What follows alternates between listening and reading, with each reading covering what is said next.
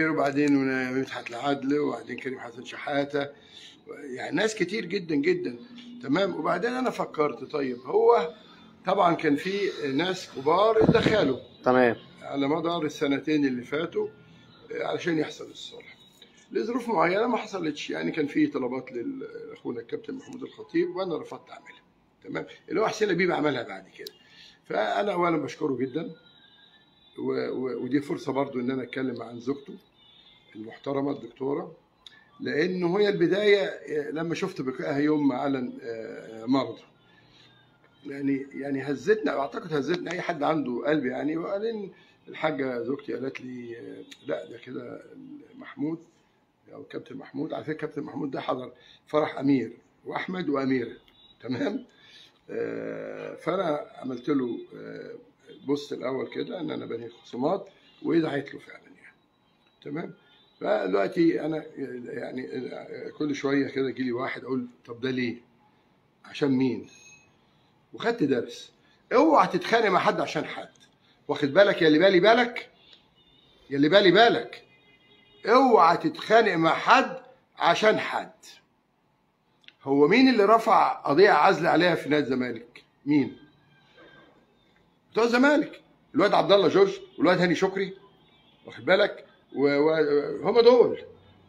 خلي بالك. وانا دايما بطلع، انا عضو في النادي الاهلي من 74 لما اتخرجت وكيل نيابه، واللي عملها لنا طبعا المستشار الجليل عبد المجيد محمود، لانه كان بينزل انتخابات، كان رئيس نيابه امن الدوله، وكل الخريجين في النيابه يعني بيشتغلوا وكلاء نيابه بيعملوا لهم عضويات في النادي الاهلي.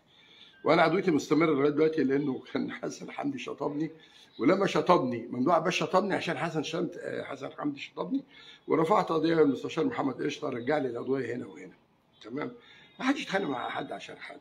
فالمبادره دي بصراحه كانت مبادره عشان نخلص القضايا في الاول. فقلت لهم لا انا مش هعمل ده، واتحبس ما عندي بس فعلا ما عنديش مشكله، وكانت فرصه عشان نشوف الراجل بتاع الشيف البلجيكي. ومن اول جهه طلعت انا راجل يعني ما عندي قوه ايمان جامده، وقضيت شهر في السجن عادي ما عنديش مشكله، وبنسى كمان. فاللي حصل بالظبط انه ابو محمد الجرحي بقى كان اتدخل قبل كده، الحاج جمال. تمام. وانا المحامي بتاعه. وفشل. تمام. فريق كامل وزير اتدخل وفشل. تمام. فانا احمد وامير قاعدين معايا، لقيتهم اصحاب محمد. فقلت له انا انا يعني عايز انهي كل الخلافات، مش عشان حاجه، ما حتى لوجه الله.